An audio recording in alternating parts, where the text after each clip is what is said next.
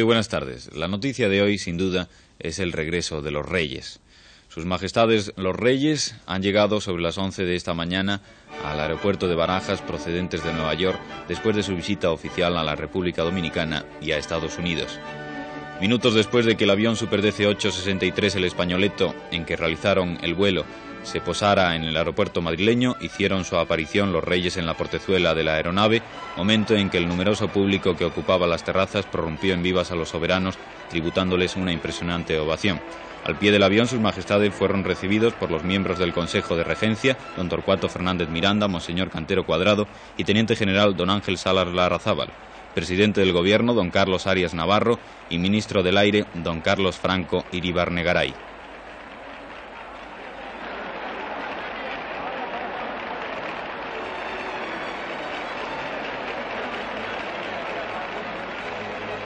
Tras el saludo de bienvenida, los Reyes escucharon desde un podium el himno nacional.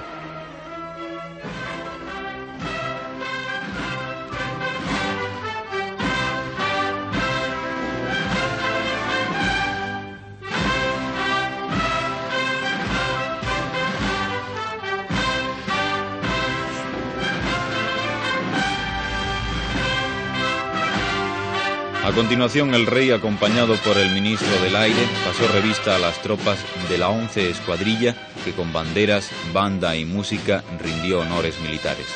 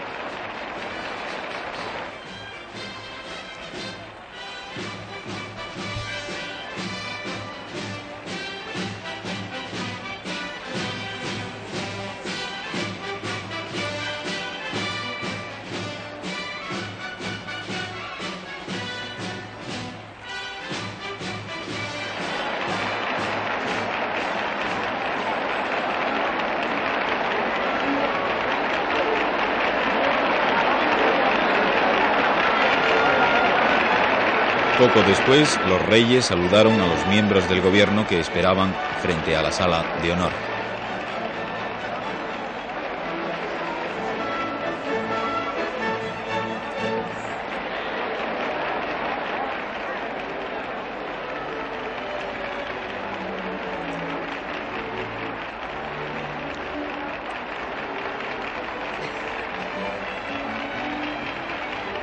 Durante el tiempo que duró la ceremonia, el público ovacionó intensamente a los Reyes, mientras los soberanos correspondían con saludos a las muestras de simpatía de la multitud. Seguidamente saludaron a sus altezas reales los duques de Cádiz, miembros del cuerpo diplomático y otras personalidades.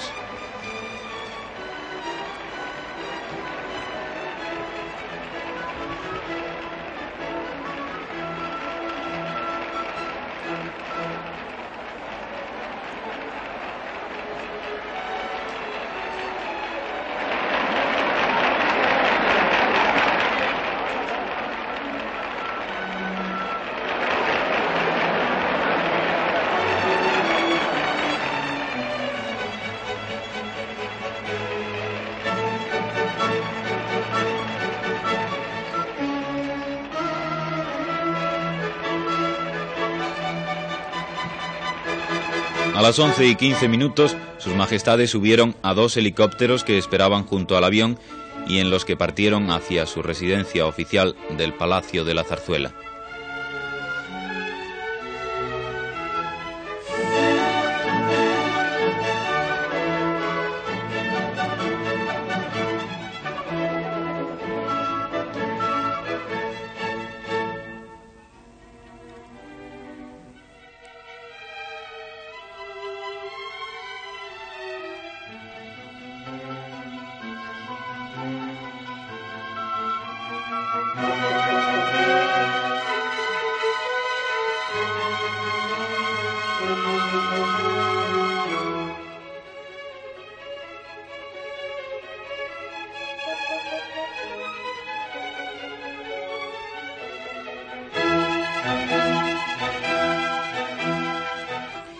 Nuestros equipos especiales, destacados en Estados Unidos, nos ofrecen a continuación información sobre los últimos momentos de la visita de los Reyes a América.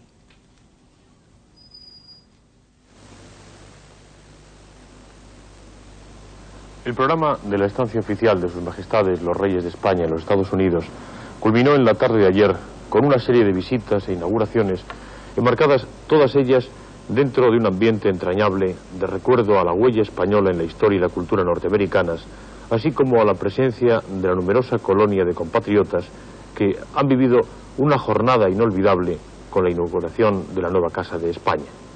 Numerosos grupos de españoles esperaban a Sus Majestades a mediodía de ayer, 6 de la tarde en España, en el número 314 este de la calle 39, donde los Reyes inauguraron la Casa y Círculo Cultural de España en Nueva York.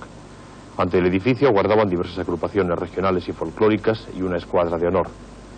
Sus Majestades fueron cumplimentados por el Cónsul General de España en Nueva York, Director General del Instituto Español de Migración y otras personalidades. En el patio central del edificio se habían concentrado los diversos directivos de los centros españoles en Nueva York, que agrupan a un total de más de 35.000 personas. Tras unas palabras del director general de Migración, señor Jordana de Pozas, don Juan Carlos descubrió una lápida conmemorativa.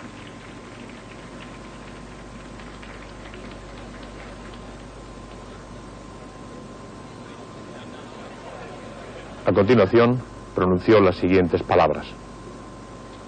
Españoles, ante todo, mi saludo y el agradecimiento de la reina y mío por haber querido participar con nosotros en esta inauguración. Podéis estar seguros de que nada podía satisfacerme más que haber encontrado esta oportunidad de poder reunirme con los españoles de Nueva York, aunque deba ser desgraciadamente por tan breve tiempo.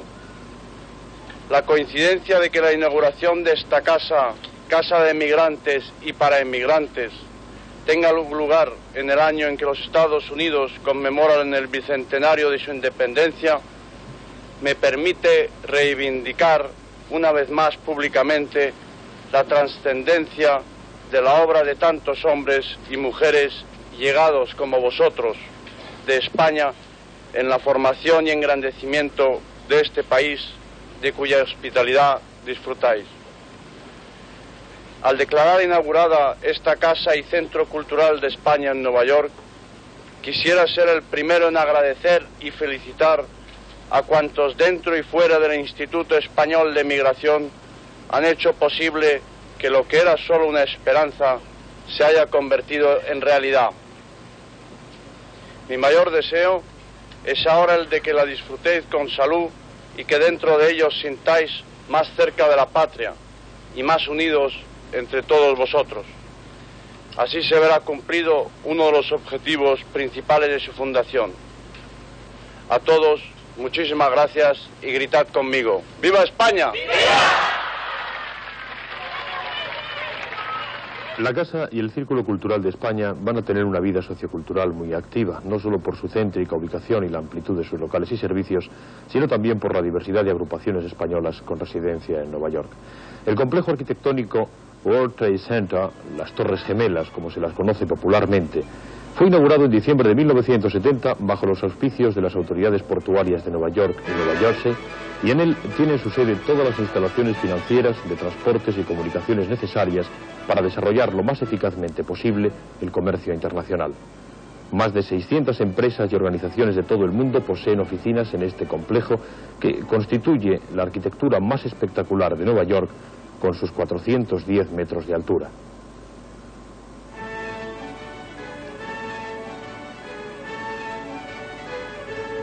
Sus Majestades almorzaron ayer en uno de sus salones, invitados por el alcalde de Nueva York, Abraham Beame, al que acompañaban un grupo de relevantes hombres de negocios.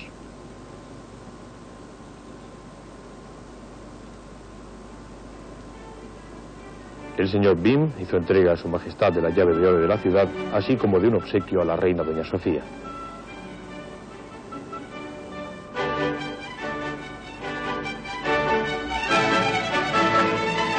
Seguidamente pronunció pronunció unas palabras de bienvenida a sus majestades y brindó por el éxito del viaje real y por la amistad entre los dos pueblos, al mismo tiempo que le entregaba el nombramiento de ciudadano de honor de Nueva York. My pleasure and privilege as mayor of the city to declare Juan Carlos I, King of Spain, as honorary citizen of New York, and bestow upon the king the rights and privileges reserved for our fellow citizens. And I might say he's been such a wonderful luncheon father that I told him he won't send him the tax returns.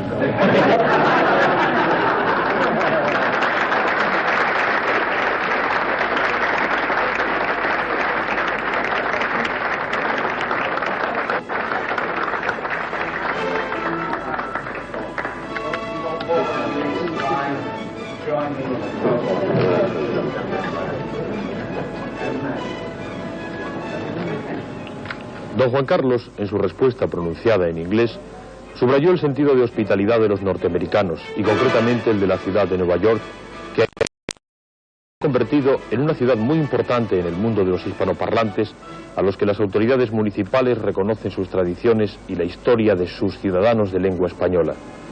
Quiero igualmente expresar mi gratitud y manifestar también mi orgullo, prosiguió diciendo don Juan Carlos, porque tantos neoyorquinos ilustres que han contribuido a la grandeza y la fama de Nueva York vinieran de los países hermanos de Hispanoamérica o de mi propia patria, España. Durante la Guerra de la Independencia norteamericana, unos 16 buques ingleses anclados en la bahía de Barboat, en Brooklyn, fueron utilizados como prisiones tanto de soldados norteamericanos capturados en los campos de batalla, como mercenarios de distintas nacionalidades que ayudaban a la causa de la independencia. En 1902 se erigió un monumento en honor de estos hombres que, según los archivos militares británicos y solo en el buque Jersey, ascendían a 8.000, de los cuales 126 eran españoles.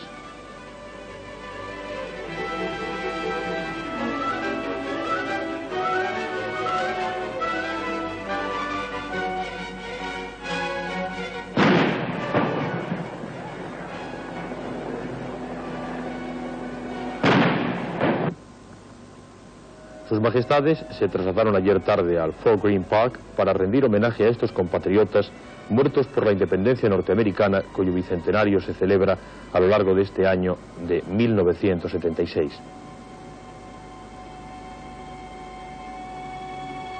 Daban escolta al monumento tropas norteamericanas y españolas pertenecientes estas al regimiento Navarra.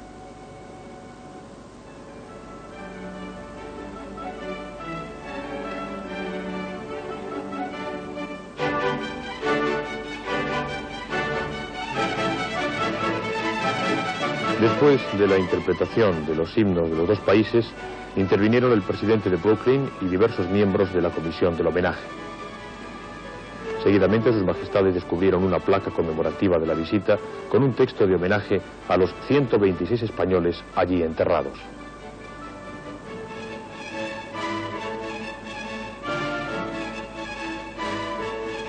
I should like to express my sincerest gratitude. Me gustaría expresar, comenzó diciendo su majestad, mi más sincera gratitud por sus emotivas palabras. Parece obligado que hable en español, ya que aquí y en esta ciudad, con una comunidad tan amplia de hispanoparlantes, el idioma castellano no puede sonar extraño. España ha estado siempre muy unida a esta tierra. En los mapas más antiguos que de la costa de Nueva York se conservan, figura esta tierra con el nombre de Esteban Gómez, un navegante español poco conocido, a quien la historia reservó la gloria de descubrirla y de hablar a otros hombres de su existencia por primera vez. Hace 200 años, durante vuestra guerra de independencia, los combatientes norteamericanos de Nueva York tuvieron en esa lucha la ayuda de combatientes españoles, aquellos a quienes hoy tributamos nuestro homenaje y cuyos nombres se conservarán siempre y para siempre en esta placa de bronce traída desde España. Desde entonces hasta nuestros días, Brooklyn que en el Gran Nueva York simboliza el esfuerzo anónimo de tantos millones de hombres y mujeres, es el hogar de muchos que hablan la lengua de Castilla. A ellos, porque sé que me entienden, quiero en este momento hacerles llegar el mensaje de mi recuerdo y de mi afecto. Honor a los navegantes pioneros que con su valor y su espíritu de aventura descubrieron estas tierras. Honor a quienes perdieron sus vidas en defensa de la independencia de los Estados Unidos. Honor a quienes con su trabajo aseguran cada día su creciente prosperidad. Thank you, Mr. President. El acto finalizó con la ofrenda de una corona de flores efectuada por el rey ante el monumento.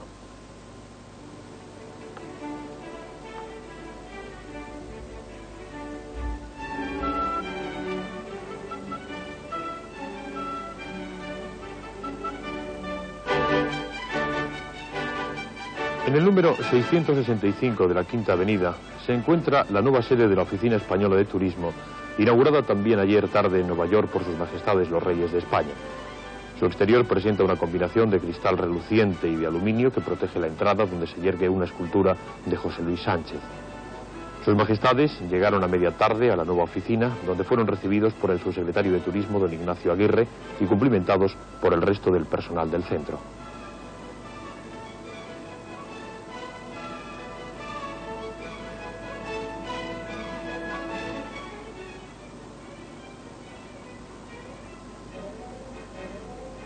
En sus instalaciones y también igualmente en sus decorados han participado algunos de los nombres más relevantes de la actual plástica española, entre ellos Ignacio Gárate, José María Labra, José Guerrero, Saura, Guinovart, Arcadio Blasco, Farreras y Senenubina.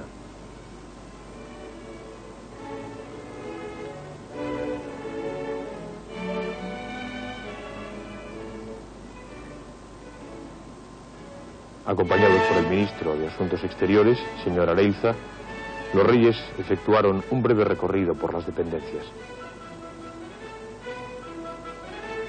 En una de las salas, con motivo de la inauguración, se ha montado una exposición de la más moderna pintura española con nombres del máximo relieve. De regreso a su residencia del Waldorf Astoria, sus majestades fueron cumplimentados por el cónsul y por personal del Consulado General de España en Nueva York.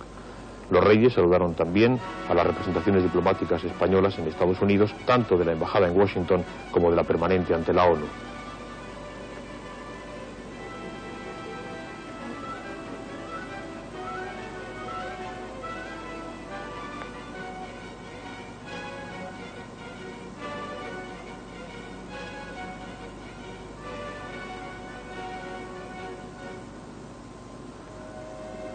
Momentos después, cerca de las 8:30 de la tarde, los reyes de España, acompañados de su séquito y del titular de Asuntos Exteriores, abandonaban el hotel por la puerta de las torres del Waldorf, que han sido durante estos días su residencia oficial en Nueva York, y lo hacían camino ya del aeropuerto Kennedy.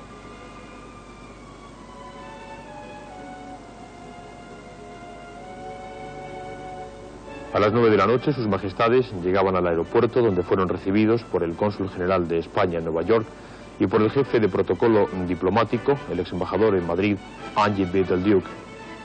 Seguidamente pasaron a la terminal de Iberia, desde donde después de descansar breves momentos subieron a bordo de El Españoleto, un DC-8 a bordo del cual han efectuado esta visita oficial de una semana por tierras de Santo Domingo y de los Estados Unidos. En ese mismo momento, minutos después de las 9 de la noche, cuando serían poco más de las 3 de la madrugada, hora española, finalizaba este primer viaje oficial de los soberanos al extranjero. Un viaje que ha estado presidido de principio a fin por un clima de simpatía y hasta de cordialidad que, como ha dicho el ministro Areiza, tendrá derivaciones importantes y que en la presencia de sus majestades ha supuesto también, y de manera muy destacada, la presentación en estos dos países de la imagen de una España renovada y en trance de renovación. Con motivo del 9º aniversario de la Guerra de los 6 Días, que se desarrolló entre los días 5 y 10 de junio de 1967, Las autoridades israelíes han realizado un despliegue masivo de medidas de seguridad con el fin de prevenir cualquier intento serio de manifestación en los territorios ocupados. Este esfuerzo no ha logrado por completo sus objetivos, ya que los palestinos se resisten a desaprovechar esta ocasión para expresar su profundo desacuerdo con la ocupación israelí. Numerosos establecimientos comerciales han cerrado sus puertas a modo de protesta y los jóvenes han protagonizado diversos enfrentamientos con las fuerzas del orden. Como nuestros espectadores recordarán, la Guerra de los 6 días consistió en una fulgurante y sorpresiva ofensiva israelí que consiguió desarticular la fuerza aérea egipcia e infligir una grave derrota militar y moral a los palestinos. Como ya hemos informado en nuestra crónica de 7 días, esta madrugada ha muerto a 50 kilómetros de Londres Jean-Paul Getty, uno de los hombres, si no el primero, más ricos del mundo. Getty, cuyo apellido estuvo de acuciante actualidad hace 3 años a raíz del secuestro en Roma de su nieto, tenía 83 años. La muerte le sobrevino por una crisis cardíaca. Se calculaba su fortuna personal en más de $1.000 millones. Los Getty, familia norteamericana de origen judío, constituyen uno de los grandes clanes financieros del mundo. Este imperio, basado en el petróleo y el oro, estuvo regentado hasta ahora por el multimillonario que acaba de desaparecer. Retirado en su fabulosa mansión de las cercanías de Londres, uno de los palacios más suntuosos del mundo, y a pesar de la edad, Jean-Paul Getty continuaba manejando los hilos de su vasto poder económico, sobre todo a través de la poderosa Getty Oil Company. Precisamente, el Consejo de Administración de esta sociedad tendrá que nombrar sucesor en su próxima reunión. Sobreviven al multimillonario 3 hijos, Ronald, Paul y Gordon Peter Getty, 16 nietos y un bisnieto. Jean-Paul Getty vivía aislado en su palacio, pero dirigió hasta última hora su imperio y en parte es uno de los hombres que más ha influido en la actual problemática de las multinacionales. Casado varias veces, melómano, excéntrico, Getty tenía una ilusión que no ha visto cumplida: retirarse a su rancho de Malibú, en California, donde había reunido una colección de obras de arte por valor de más de $200 millones. De Getty se dijo que tenía suficiente dinero como para dar 1 libra a cada persona del mundo. El secretario de Estado norteamericano Henry Kissinger inicia hoy su viaje a la República Dominicana y Bolivia en ruta hacia Santiago de Chile, donde asistirá a la Asamblea de la Organización de Estados Americanos que se está celebrando en esa capital. Durante esta gira iberoamericana, la segunda que realiza en lo que va de año, Kissinger insistirá en la creación de un Banco Internacional de Recursos, idea que ya fue rechazada en la Asamblea de la Conferencia de las Naciones Unidas para Comercio y Desarrollo, celebrada recientemente en Nairobi, y en la necesidad de una cooperación económica más estrecha entre los países desarrollados y el tercer mundo. En protesta por la intervención siria en el Líbano, Egipto ha clausurado la embajada siria en El Cairo y ha ordenado a los diplomáticos sirios que salgan del país en el plazo de 48 horas. El gobierno egipcio piensa clausurar también su embajada en Damasco, según ha anunciado en El Cairo un portavoz del Ministerio de Asuntos Exteriores. Estas medidas, que agravan la tensión existente entre Egipto y Siria, han incitado a los ministros de Asuntos Exteriores de Arabia Saudita y de Kuwait a iniciar conversaciones en Damasco con el presidente sirio Hafez el-Assad, a fin de actuar de mediadores en el conflicto. Tras unos fines de semana de cierta calma en Irlanda del Norte, vuelve en este último a imperar la violencia en el Ulster. Nuestro corresponsal en Londres, José Luis Navas, nos envía la siguiente crónica sobre este tema. 7 muertos más hay que añadir a la interminable lista del terrorismo de Irlanda del Norte. Este fin de semana es una orgía de sangre y fuego en el Ulster. 3 personas han muerto justo al borde de la línea de seguridad de la capital de Irlanda del Norte. 2 perdieron la vida en un bar al estallar una bomba lanzada desde un coche. Un católico murió en su propia casa al ser disparado por los terroristas que violaron su hogar. Otro perdió la vida por causa de una explosión que se produjo en el bar internacional de Countdown. A esta numerosa lista de muertos, cuando aún no ha terminado el fin de semana, hay que añadir 10 heridos graves. Los fines de semana en Irlanda del Norte se han convertido en tradicionalmente trágicos. Los sábados y domingos son los días preferidos por los terroristas para matar. Sobre la estancia en Valencia del ministro de Educación y Ciencia, don Carlos Robles Piquer, nos informan a continuación desde nuestra redacción en la ciudad del Túria. El ministro llegó acompañado de su esposa y altos cargos de su departamento, siendo recibidos por las primeras autoridades valencianas. Desde el aeropuerto se dirigió a la Basílica de la Virgen de los Desamparados, visitando a continuación las obras de restauración de la catedral.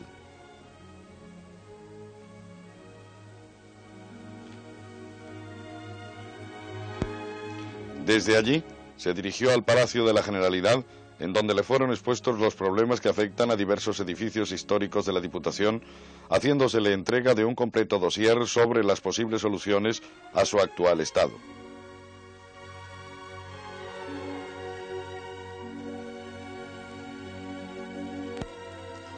Seguidamente visitó la iglesia de Santo Domingo, en donde recibió el título de Cavaller Jurat de San Vicent Ferrer, de manos del capitán general Antonio Taix. Esta mañana el señor Robles Piquer ha visitado el antiguo hospital, en donde se llevan a cabo las obras de la Casa de la Cultura, con un presupuesto de más de 87 millones de pesetas.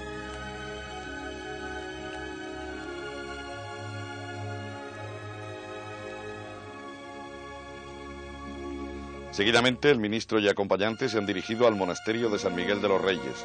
Tras recorrer diversas dependencias y comprobar la necesidad de su restauración, le fueron expuestas al señor Robles Piquer las exigencias escolares de la amplia barriada en la que se encuentra el monasterio.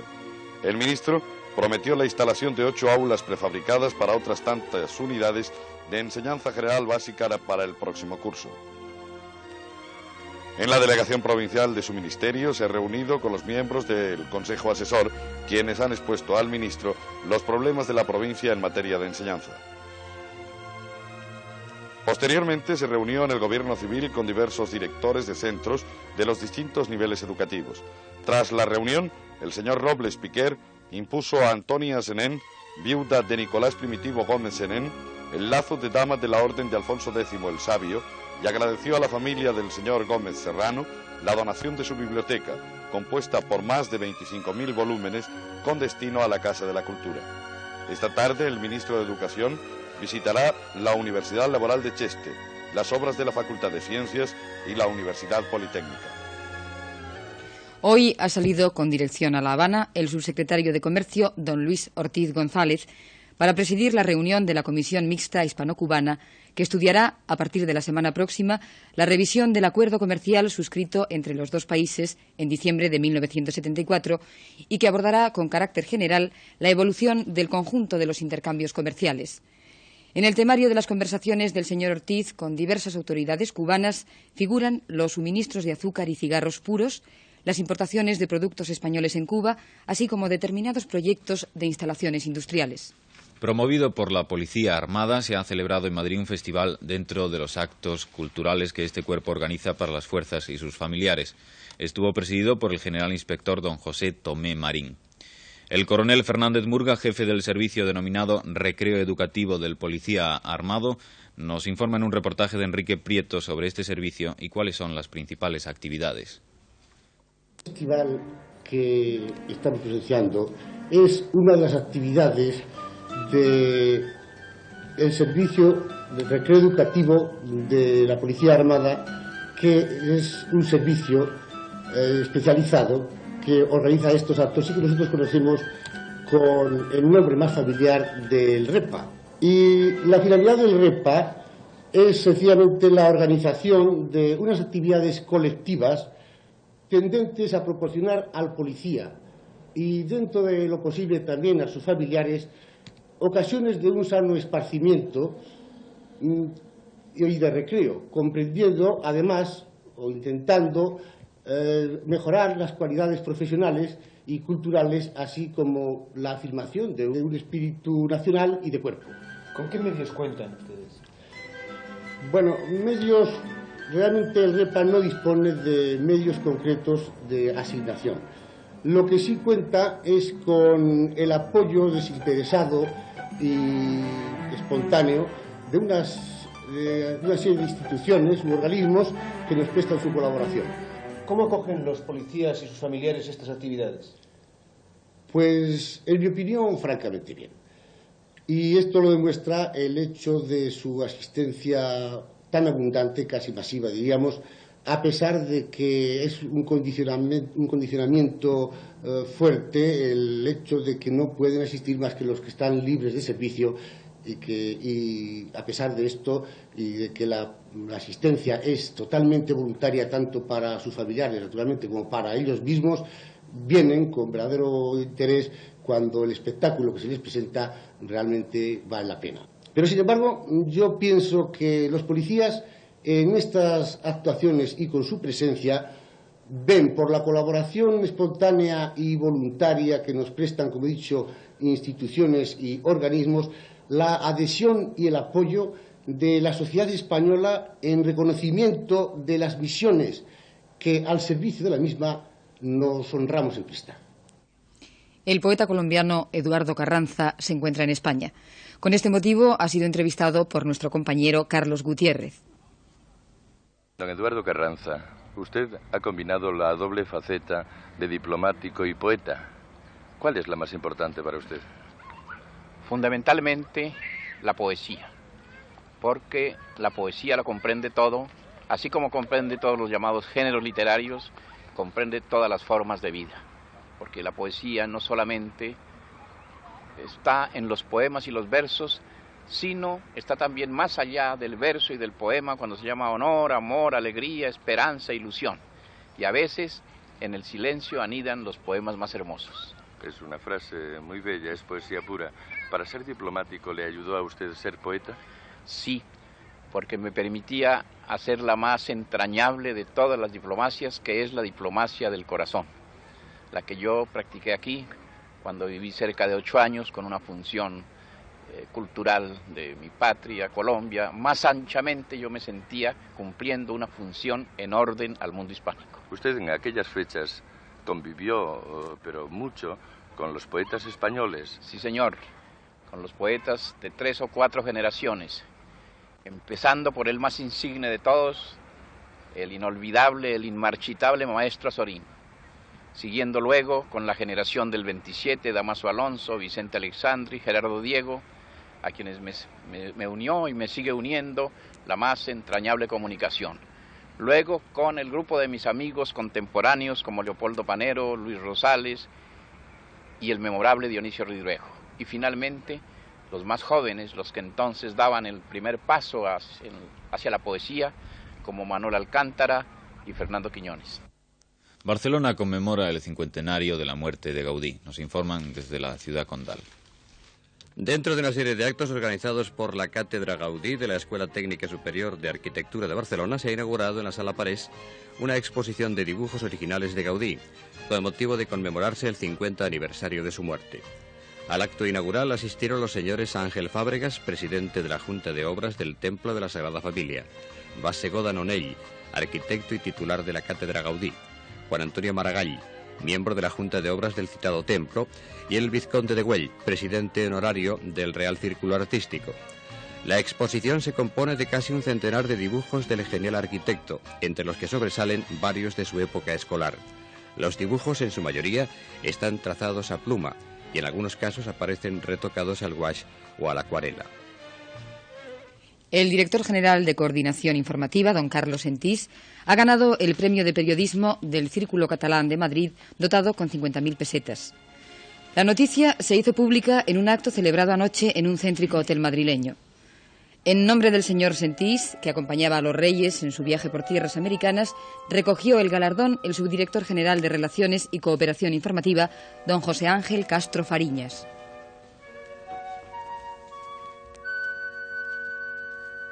El tiempo durante las últimas 12 horas ha sido muy predominantemente bueno en España y la nubosidad francamente escasa. Solamente 2 observatorios han registrado ligeras lloviznas o amagos tormentosos.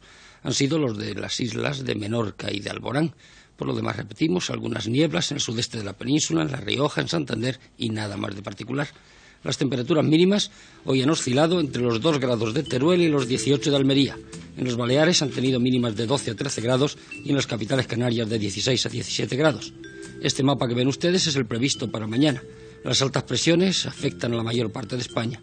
El tiempo, en consecuencia, será mañana predominantemente seco y soleado por todo o casi todo el territorio nacional. Como riesgo, no obstante, hay que señalar la posibilidad de nieblas matinales en el Cantábrico y en el Alto Ebro, y de alguna precipitación débil y muy dispersa hacia el sudeste de la península, Costa del Sol y región del Estrecho. Las temperaturas experimentarán un ascenso, pero todavía sin calores excesivos. Desde nuestra redacción en Barcelona nos informan sobre la Vuelta Aérea a Cataluña que se está celebrando en la actualidad. Organizado por el Real Aeroclub de Barcelona-Sabadell, se está celebrando la 22 edición de la Vuelta Aérea a Cataluña, que se prolongará hasta mañana, el día 7, y que, como viene siendo norma en los últimos años, se sale del ámbito geográfico regional para extenderse a otras regiones del territorio nacional. En esta edición está previsto un recorrido de 1.300 kilómetros repartidos en 3 etapas. La primera, ya celebrada, fue Sabadell-Monflorite, Huesca, Vitoria y Burgos. La segunda, Burgos-Logroño-Cuenca. Y la tercera etapa, Cuenca, Castellón y Sabadell. En total participan 15 avionetas de los aeroclubs de Almería, Barcelona, Sabadell, Burgos, Cerdaña, Gerona, Málaga y Reus. La competición consiste en pruebas de regularidad, navegación, problemas aeronáuticos y tomas de precisión, estableciéndose una penalización por cada fallo y siendo ganadora la tripulación que cuente con menos puntos. Romería del Rocío en Huelva. Desde Sevilla nos informan. Sábado, domingo y lunes son los 3 grandes días de la popular Romería del Rocío, que tradicionalmente se celebra en la localidad de Almonte, en la provincia de Huelva. Desde las 9 de la mañana de ayer sábado fueron entrando en la aldea del Rocío las carrozas de las distintas hermandades que han peregrinado al lugar. Momento bello y pintoresco es el paso por el puente de la Jolí, y las carrozas, tiradas por los bueyes, van atravesando el lugar ordenadamente a pesar de la dificultad del sitio. Los impecados de las hermandades van escoltados por 100 de caballistas y el paso es presenciado en su recorrido por miles de fieles que marchan a pie. Por la tarde, ya una vez dentro de la aldea del Rocío, ante la basílica, comienza el desfile de las 47 hermandades que desde toda España han hecho la peregrinación a la villa onubense. La primera en desfilar ayer fue la de Villamanrique de la Condesa, la última, sobre las 10 de la noche, la de Bormujos. A las puertas del santuario, recibiendo a todas las hermandades, la Pontificia y Real Hermandad Matriz de Almonte. Momento emotivo es cuando cada una de ellas ofrece sus rezos y cantos a la Virgen del Rocío.